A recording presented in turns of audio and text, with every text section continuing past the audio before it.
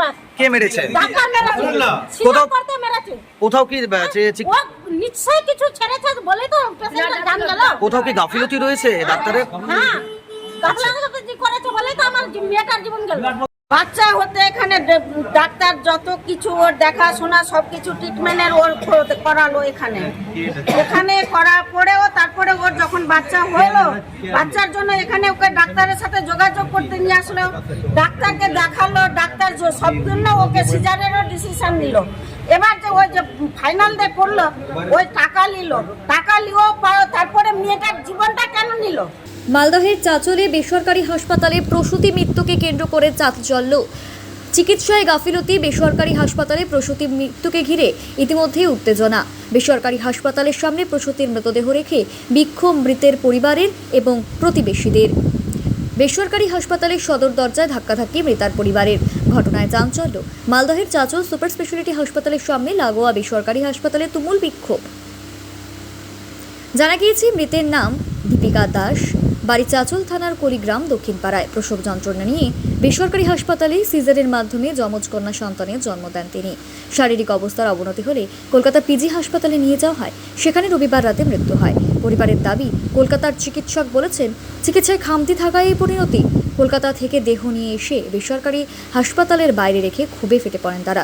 দুই সদ্যজাতকে নিয়ে অনবরত উত্তেজনা চলে। চিকিৎসক একটি ঘরের ভেতরের থেকে সদর দরজায় তালা লাগিয়ে দেওয়া হয়। এরপর চিকিৎসক অনির্বাণ রায় বলে, অপারেশন বা সিজার করেছিলাম। যেটা অভিযোগ করেছে চিকিৎসায় গাফিলতি হয়েছে, চিকিৎসায় কোনো রকম গাফিলতি হয়নি বলে সাফ দাবি তার। ফিরে পাবো না, কোটি কোটি টাকা দিলেও ফিরে পাবো না। আমরা চেয়েছিলাম যে আমরা বাচ্চাগুলোর দায়িত্ব ডাক্তারবাবু নিক, তো নিতে ডাক্তারবাবু নারাজ। আমরা এখন দিয়ে দেবো, আইনি পথে যাবো। থানায় অভিযোগ জানাচ্ছেন? এখন আমরা থানায় অভিযোগ জানাবো, সিএমওইচের কাছে জানাবো, আর বাচ্চাগুলো ডাক্তারবাবুর কাছে দিয়ে যাচ্ছি। আপনারা কি অবস্থান বিক্ষোভে বসছেন? এখন অবস্থান বিক্ষোভে বসবো যতক্ষণ আমরা সুরাহা না পাবো। গোটা রাতে হোক, 2 দিন হোক, 10 দিন হোক, ডেড বডি এখানেই থাকবে, কোথাও যাবে না, সৎ কাজ হবে না। আপনার কি নাম? আমার নাম রাকেশ নন্দী। কি হন আপনি? আমি প্রতিবেশী। ডাক্তারের নেগলিজেন্স। ঠিক আছে। বাচ্চা হতে এখানে ডাক্তার যত কিছু ওর দেখাশোনা সবকিছু ট্রিটমেন্টের ওর করালো এখানে করার পরেও তারপরে ওর যখন বাচ্চা হলো বাচ্চার জন্য এখানে ওকে ডাক্তারের সাথে যোগাযোগ করতে নিয়ে আসলো, ডাক্তারকে দেখালো, ডাক্তার সব জন্য ওকে সিজারেরও ডিসিশন নিল। এবার যে ওই যে ফাইনাল ডে করলো ওই টাকা নিয়েও তারপরে মেয়েটার জীবনটা কেন নিল? তাহলে কোথাও কি গাফিলতি রয়েছে ডাক্তারের? ডাক্তারের গাফিলতি তো নাই, তো কেন ডাক্তার সঙ্গে গেল? সাথে কেমনে গেল?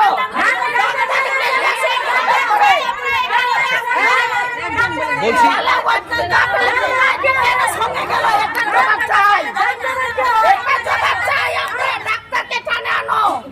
বলছি ডাক্তার কি কোথাও ভুল করেছে ট্রিটমেন্টের ক্ষেত্রে?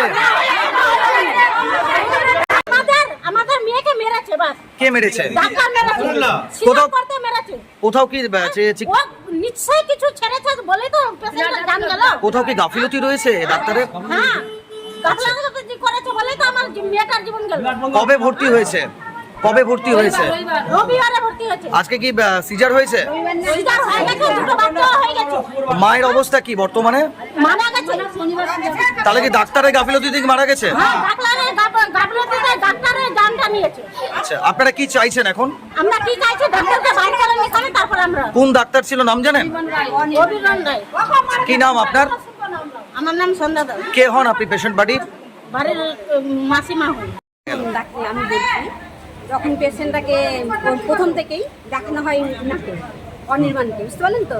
প্রথম থেকেই দেখেছে, দেখানোর পর যখন ও সুস্থ দেখেছে, কিন্তু 10 মাসেও যখন ওকে করা হয়, ছবি করা হয়েছে, আল্ট্রাসাউন্ড করা হয়েছে, তখনও কিন্তু বলেছে যে পেশেন্ট সুস্থ আছে, বাচ্চাও সুস্থ আছে। তারপরে উনি কিভাবে সিজার করলেন যে পেশেন্ট মারা গেল? কিভাবে? কবে ভর্তি করেছিলেন? শনিবার। আচ্ছা, সিজার কবে হয়? শনিবারই হয়েছে। শনিবার হয়েছে। তারপর আজকে কি হলো? আজকে পেশেন্ট কলকাতার রেফার করেছিল, আরজি করে পাঠানো হয়েছিল।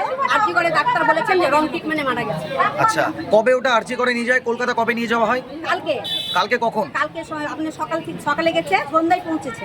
আচ্ছা, ওইখানে আমার ছেলে আছে আরজি করে, আমার ছেলে দেখাশোনা করে সবকিছু ভর্তি করানো হয়েছে আচ্ছা। ওখানে ডাক্তার বলে গেছে যে রং ট্রিটমেন্ট এনে তারপরে আমি ভেন্টিলেটারে দেওয়া হয়েছিল ওনাকে বুঝলেন কি না, ওখানে বাঁচানো গেল না, ওখানে শ্বাস ঊর্ধ্বশ্বাস হয়ে মারা গেছে। বলছি জমজ বাচ্চা হয়েছিল? হ্যাঁ জমজ বাচ্চা আছে। পুত্র সন্তান? না মেয়ে, দুটো মেয়ে। দুটোই মেয়ে? হ্যাঁ, আগে 3 বছরের মেয়ে রয়েছে। আচ্ছা, তারা কেমন আছে বাচ্চাগুলো? বাচ্চা সুস্থ আছে, কিন্তু মা মা মারা গেছে কখন মারা গেল? কালকে রাত্রি 2টো। আচ্ছা। হ্যাঁ রাত্রি 2টো। তাহলে কি এই যে নার্সিংহোমে, চাচলে যে নার্সিংহোমে আপনারা ভর্তি করেছেন, এখানে কি রং ট্রিটমেন্টের কারণে মারা গেছে? অবশ্যই রং ট্রিটমেন্ট হয়েছে। সেই কারণে কি মৃত্যু? হ্যাঁ ওই কারণেই আচ্ছা, আপনারা কি চাইছেন এখন?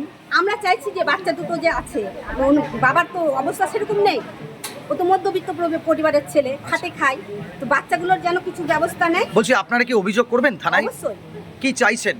আমরা এর চাইছি, সমাধান চাইছি। আপনারা তো টাকা দিয়ে পরিষেবা নিলেন, সেখানে এই ধরনের রং ট্রিটমেন্ট?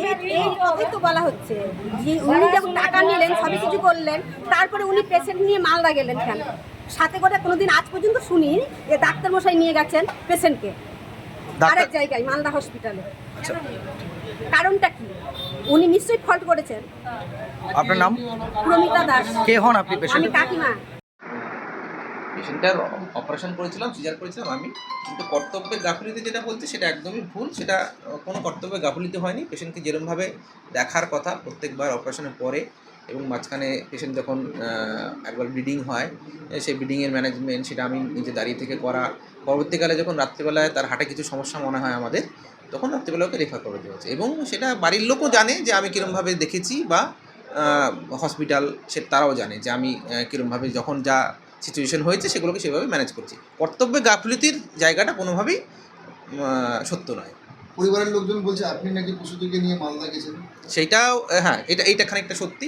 কেন, ওর রাত্রিবেলা যখন ওকে রেফার করা হয় মালদায়, তখন ওর দুজন ছিল, স্বামী ছিল এবং ওর শাশুড়ি মা সম্ভবত, ওদের জমজ বাচ্চা। রাত্রিবেলা রেফার করার সময় ওর স্বামী আমাকে বলেন যে ডাক্তারবাবু আপনি আমাকে সারাটাই, ও আমার প্রেগনেন্সি গোটা থ্রুআউট প্রেগনেন্সি আমাকে দেখিয়েছে, সারা প্রেগনেন্সি আপনাকে দেখলেন, এখন আমাকে ছেড়ে দিচ্ছেন, আপনি একটু গেলে আমার ভালো হয়, আমার দুটো বাচ্চা আছে। তখন ওর কেউ ছিল না, সেই সময়টা কেউ ছিল না।